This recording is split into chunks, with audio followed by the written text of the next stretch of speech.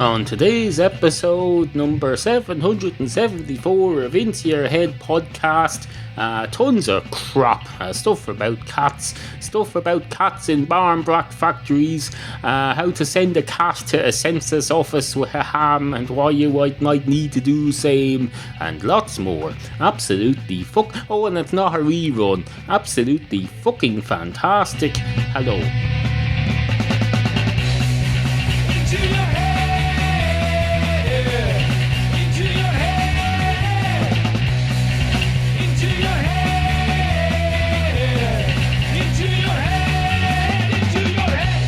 A lot to get on with today. Items that need to be attended to, issues that need to be addressed, topics. Oh, topics. We've got lots and lots of topics. We're positively booming to the seams with topics.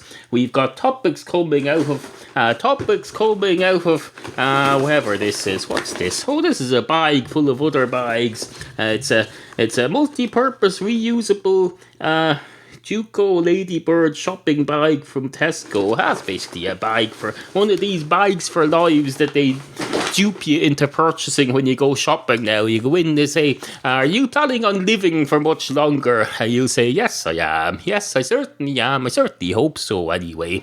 And they'll say, oh, well, you should buy a bag for life then, because as long as you don't die in the next 3 days, it'll practically pay for itself in 3 days. And then after 3 days, you can just die if you want, and you'll still have made a profit on your investment. So then you say, well, I don't really want one because I have several of these already. And they'll say, yes, but did you remember to bring them with you? And I'll say, yes, I did remember to bring them with me, but then I decided against it because I thought I've too much to carry already. I have to carry all these fucking groceries home. I'm not going to be fucking carrying a load of bags as well. And they'll say, well, luckily we have them on sale here, so why don't you buy a brand new one, and when it wears out you can bring it back and we'll exchange it free for a new one. And I'll say, could I not do the same with the ones I already have at home, exchange them for new ones? And they'll say, no, because A, they haven't worn out yet, and B, you haven't brought them with you to exchange today, so you need to buy a new one. And I'll say, oh, for fuck's sake, Jesus, Holy Mother of Christ on a popsicle stick. And they'll say, would you mind not using that language at us, sir? We're not used to that sort of language around here. Even though your brother happens to work in a branch of this supermarket, he probably swears as well as you because he has the same jeans. He has the same jeans as you, although he tends to dress a bit better. He doesn't even wear jeans very often. He wears proper trouser wear when he goes to work, and even when he's not at work. My brother wears proper trouser wear, but apart from that, no. So anyway, we've a lot to get on with today. Items that need to be attended to, issues that need to be addressed, topics. Oh, and this isn't a rerun either. The previous episode that came out was a rerun, and I was perfectly honest about that. I put it in the show title. I said rerun in large block capital letters. So if you didn't look at the title and you thought, this sounds like a rerun, I wonder if there's some way I can check and see if I'm being duped with a rerun. Well, if you look at the fucking listing, the title of the fucking file said rerun in the thing. So don't be coming down on me with your crap whining about me putting out the same content more than once. If you haven't heard it before, it's new, and if you have heard it before, well then you hear it again. You hear it again. There's nothing wrong with hearing the same thing twice. That's what I always say. Now, if it was a book, that would be an entirely different kettle of fish, because a book takes 8 weeks to read, and life is far too short to be spending 16 weeks of your life on an 8-week book. So if it was a book, I would say, no, don't listen to that book again, unless it's an audio book. You listen to half of that while you're asleep, so that's okay. But no. Anyway, yes, last one was a repeat. This isn't a repeat unless you're listening to it a year or two from now when I happen to put it out as a repeat, which is entirely likely. It's entirely likely, but no, at the moment as it stands, this isn't a repeat. I have put out repeats before that turned out to be ones that were already repeats, or they start with me saying this is a repeat or something, or they start with me saying this isn't a repeat. Purely coincidental, not done intentionally. Usually if I put up a rerun, it's because I don't have time to do crap like listening to it to see what I say in it, so I just put it up without thinking. So you do me the courtesy of listening to it without thinking as well, and then we'll be what's that even mean? That doesn't even mean anything. Doesn't mean anything. Might as well have said, pink the yellow dishwasher on top of the aerial under the roof and put it in the basement, and then feed it to your cat, and then send your cat along to the local hypermarket and tell him to get a bottle of Green Acre ham and tell him to bring that home, but not to your home, to somebody else's home, and say to them, will you cook this for me, and then fill out this census report, and then bring the census report along to the local government office just after the legal deadline. And then when they say, oh, this is too late, we can't accept this, you say to them, well, do you want my census information or not? You say you don't want it now because it's slightly late. You're saying you don't need it after all, because if you're saying you won't accept it because it's too late, what you're saying is you can do without it and you never needed it at all. And then when your cat does that, tell him to come back and report back to you about it. He might as well have said that, but he didn't. So that this isn't a rerun. At least this isn't a rerun of something you've said already. It may be a rerun of something I've said already, and we've already covered the fact that it's not. So let's not get bogged down in these minutiae. Let's not get bogged down in the minutiae of what happens with a podcast that has about 3 listeners anyway at the moment, because I've been neglecting it. I've been neglecting this podcast, but don't worry, it's not going away. Into Your Head is going to be here forever. It's just not going to be every 5 minutes as it has been in other eras. It's going to be here forever. It's going to be sitting here rotting on the internet in case anyone ever thinks of listening to it. It'll be here 200 years from now. Someone will come along and find this on archive.org where I put most of the episodes, and they'll say, what's this? And then they'll listen to it and they'll say, it's some fella talking about cats and energy drinks, and I think it's a rerun, but I haven't heard it before, so it's not a rerun if I haven't heard it before. And then they'll listen to it, and then there'll be a new society based on all of the wisdom that comes out of this. So if you have anything you want me to tell the future world through this medium, let me know and I'll tell them, as long as I approve of the message that you're proposing. Anyway, suffice to say, hello and welcome to the show. 2 cats walk into a Barm Brack factory. Do you have Barm Brack abroad, you foreigners? I'm not sure. I should probably define it just in case. Barm Brack is a type of fruit bread stroke cake that's normally eaten around Halloween. Usually has a cheap metal ring or something in it, and if you happen to come across the slice of Barm Brack that has the ring in it, it traditionally means you're going to get married. It's also suspiciously similar to a hot cross bun, but just made in a different format. Hot cross bun being the Easter version, comes out at Easter. They have hot cross buns at Easter and Barm Bracks at Halloween. It's a bit like the way they now have Cadbury cream eggs at Easter and Cadbury scream eggs at Halloween. It's a bit like that, except they're being around a lot longer. The Barm Brack is being around a lot longer, I can tell you, than the Cadbury cream egg. It was being around probably for thousands of centuries. It was probably around in the early days, back before any of you Americans even had a country to call your own. We have history here in this country. Back hundreds of years ago, there was people knocking around in this country. They weren't called natives. No, it was us. We were here. Well, it was probably Celtics and Normans and all sorts of other things. I don't know. I don't remember the exact details from my history classes, but I'm pretty sure there were people here many thousands of years ago, long before any of you people were going around I can tell you one thing, we didn't fucking come along in 1850 and say, we've just discovered our country, or somebody else has just discovered a country, we're going to be a country now. No, we were there a long time before that, way back and beyond. If you go, you foreigners in America probably don't understand the concept of time, because you haven't been around long enough. America was only invented in 1895 or something.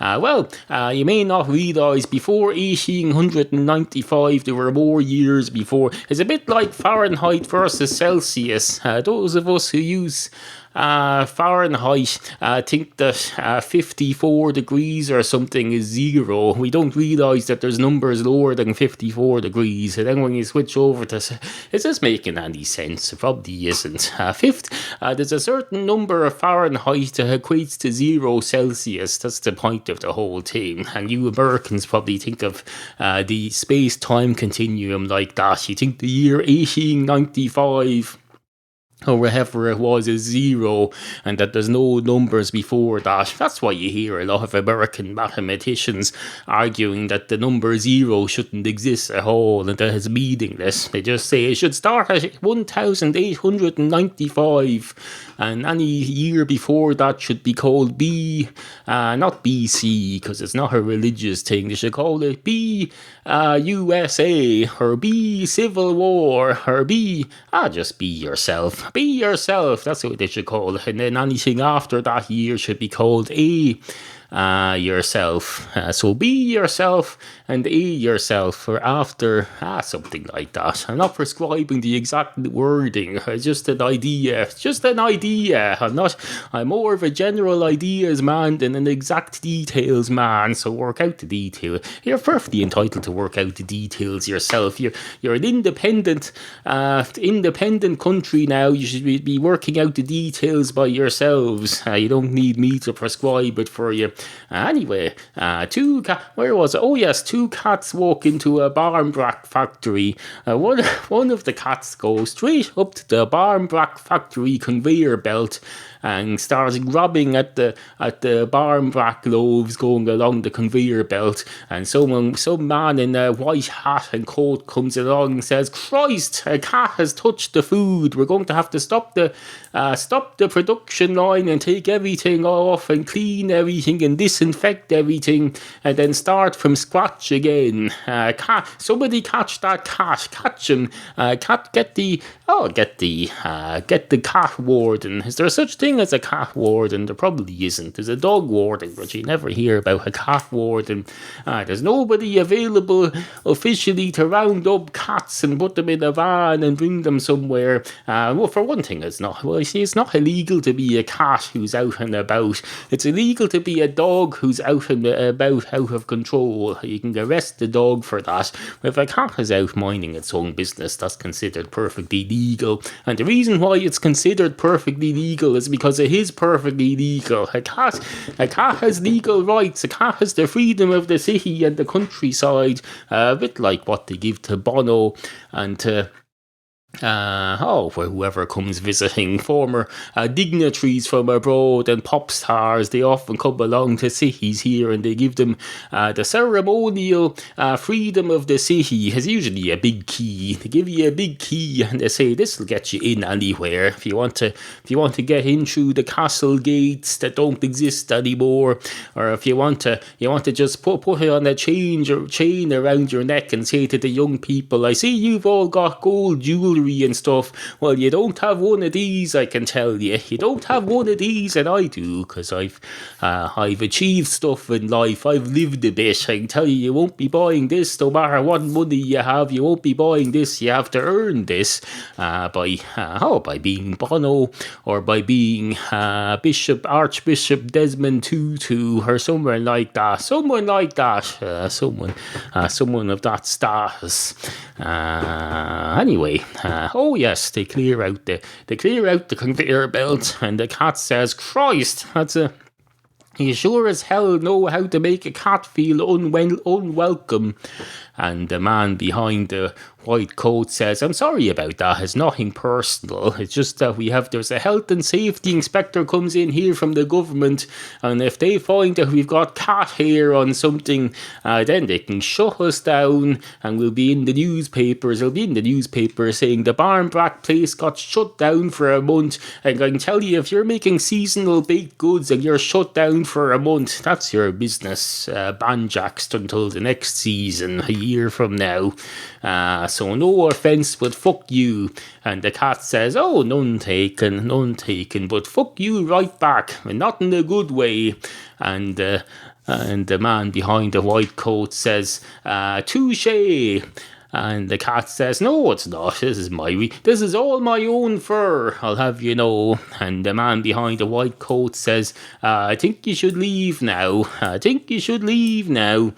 the cat says, oh, that's original. I've never had that said to me before. Usually they just say, shh, scram or something, or sku, or they blow into something like this to go. Except it's usually not a harmonica, it's their inhaler, because I've creeped up on them and given them a fright, and it's somebody who's got asthma or something, and they take out their inhaler and start puffing into it frantically like this. Why don't inhalers have a built-in harmonica? You could teach us a lot of kids who could use every frantic breath when they've got hay fever. They could use that to learn a musical instrument with no effort whatsoever, or give them a sense of purpose, and it would make them feel less frail and useless. Would that not be an idea? And the man behind the white coat says that probably would be an idea. Whether it's a good idea or a bad idea, I can't say, because I'm a frigging, for one thing, I've got more important things to worry about right now. And the cat says, what could be more important than the health and artistic creation possibilities of our young people? Our children are the future, you know. And the man behind the white coat says, yes, I know, but at the moment I'm dealing with a health and safety issue that could put me out of business. And the cat says, that's all you humans think about, business. Business this, business that. Let's all go watch the latest episode of The Apprentice. It's all about business. Business is a load of bollocks. And the man behind the white coat says, how dare you use that, say that disgusting thing to me, a man of business here, a man who is high standing in my local community and who contributes all of the seasonal confectionery items and baked goods to all of the local shops around here, deliver them like clockwork at 6 o'clock every morning, ready to go, even though most of the shops aren't open or ready to take deliveries until about 8 a.m. So they usually sit outside the door of the shop waiting to be collected. There's a shop down the town here that shut down for good about 3 months ago, and they still get newspaper deliveries every morning sitting outside the front door. It's very interesting how these things work. Anyway, no, get out. And the cat says, okay, I know when I'm not wanted. And the man behind the white coat says, indeed you do, and a great night is had by all. You're listening to the Into Your Head podcast from Ireland with your humble proprietor, Neal. Follow Neal at twitter.com/intoyourheadpod and pretend to like him at facebook.com/intoyourheadpodcast. Into your head. Monkey nuts. That's what they call them. They call them big steaming, shit-eating, piss-piling, telephone almost charged in, what else? Harmonica sitting on the tabling, yellow high marker pen still working after all this time. They usually run out surprisingly quickly for me, but no, this one's been going for some time. Although now that I think about it, I haven't been using it lately. I don't even know whether it's still working. I should probably check now. I should probably do some fact-checking to back up the content of this Oh, look, it is working. And now for some reason, I've scribbled a big blotch of yellow on the white box on which I place my monitor. I have a white box on which my monitor is sitting on top of to bring it up to eye level, because my eyes are very high up and they don't work very well. So I have my monitor particularly high up on top of an old box that used to contain cutlery. It's a little fancy little presentation box. And cutlery came in, and now it's sitting on my desk with my monitor on top of it, and it's got a little corner that's a white sticker of some kind, and I've just made a yellow mark with this marker. I'm not sure what the purpose is.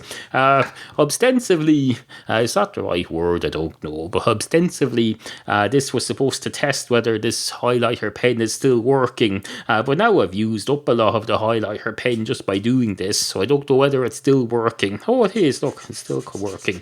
But if I keep testing this, see, it seems to be fading out a bit now. Yes, it's fading out a bit now, or is it that I'm not bending over, so it's just further into the light, so it looks lighter. I don't know. Suffice to say, if I keep testing this over and over again to see whether the tests have worn it out, then that's going to wear it out. So let's put a stop to that. Let's break the cycle now. Let's break the cycle of abuse with this highlighter pen before it all ends in tears. And let's get on with the fucking show. You've been listening to Neal tell you stories about cats, probably. Never ask a question to which you already know the answer, because at best the answer will bore you because you already know it, and at worst the answer will irritate you because you'll get the wrong answer, and the other person who tells you the answer will be convinced that they are correct and that you're incorrect. You're just going to come out of it feeling stupid or unappreciated, so don't do that. Don't do that. That's my advice. Don't do. Like the Meatloaf song. He says Meatloaf has a song that goes something something something something something something something something, but I won't do that. I won't do that. I won't do that.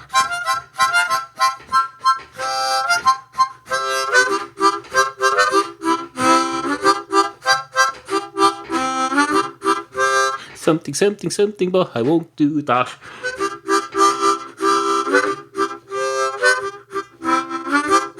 Meatloaf was great in his day. He's a bit past it now. Back Out of Hell 3 was a bit of a letdown. But no, I quite liked Back Out of Hell 2 when it came out. I remember getting it on audio cassette. I was in my first ever year in accountancy school back in around 1993. I was going to a small, now defunct accountancy school in the middle of Dublin, and I had my Sony Walkman, and I had my Meatloaf Back Out of Hell 2 tape, and you'd start it up and you'd go, I would do anything for love.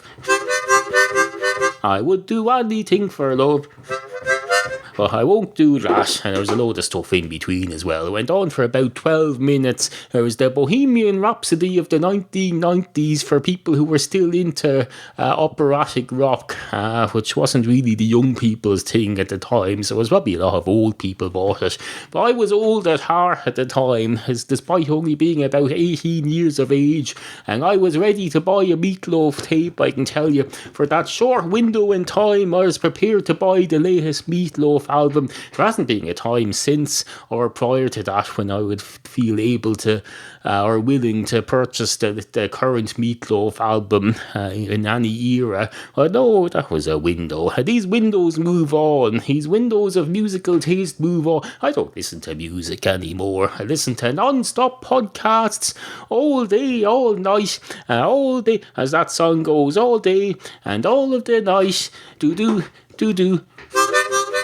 Oh, something, want to be with you all day, and all of the... as I was saying, I don't really listen to music nowadays, unless occasionally if I'm on the treadmill and I feel like putting on something along the lines of Eye of the Tiger, but not Eye of the Tiger, something a bit more contemporary than that. I put it on for a bit of speed and to get a bit of momentum into my walking. I walk up the treadmill. I put the treadmill on its maximum slope, and then I walk up. I don't run. I don't believe in. I was always told in school, don't run, especially if you're in a corridor. Don't run. I can tell you, if you're not supposed to run in a corridor, then I'm sure that you can be damn sure to Christ as hell that you've no business running on a moving corridor that's sloping uphill and connected to the electrical main system. Christ no, that's the last thing you should be doing. So no, I always walk on the treadmill. I walk at a good pace though, and for a good amount of time. I can tell you I'm doing very well at the moment. I'm doing very well at the moment. Instead of sitting here making podcasts all day, I'm getting some exercise. I can tell you, no offence, I'm getting more out of my exercise than I'm getting out of talking to you here. Although I will try to talk to you more here as the winter progresses. I'll do my best. Suffice to say, I'll do my best. Especially since it's going to be too cold to go out for walks now. So I'll be doing most of my exercise indoors on the moving corridor and not running. I don't run anyway. I don't want you to get the idea that I'm going around running all over the place when I go outside. I am not. I'm walking at a brisk pace like a normal human being. If you want to run, go and fucking, go and run, I suppose. But go and run on a racetrack. Don't be running around town or running up a treadmill that's about 3 feet long. No, that's asking for trouble. There's a time and a place for running, I can tell you, and it's at a running event. That's when it is, and it's at a running event on a sealed-in racetrack where you can't knock down people who are coming along the footpath at you, or people who are walking past the treadmill and in danger of you flying off the top of it because you've misjudged the length of it. I don't know how people run on a treadmill. You get surely to Christ. If you run at the wrong speed, you can end up going over the end of the treadmill. Now I know there is usually at the front there are handles and there's a bar across the front, so it's hard to accidentally run off the front end. But surely, if you think you imagine that you're coming up to a corner, because most people who run will be either running around a racetrack which curves all the way around, or they'll be running along a natural roadway which is bound to have bends in it. So to ask them to run in a straight line for half an hour, that's just asking for trouble, because your instinct is going to be at some point to turn left or right, and when you do that on a treadmill, well, on mine, if you turn left, you're going to go slamming into the wall, and if you go right, you're going to fall off onto the dining room table, and while you're at it, you'll knock my iPad off its stand, and it'll go smashing down to the ground. I can tell you, once there's no iPad there on the treadmill, there's no more me using the treadmill, I can tell you, because I'm sure as hell not going to be on it without entertainment. Not that me running accidentally over the dining room table wouldn't be entertaining, for it wouldn't to me, and the entertainment would end there, and therefore so would my treadmill use. So let's just keep it to walking uphill at a fast pace, shall we? And let's not lose the run of ourselves, so to speak. Anyway, good morning.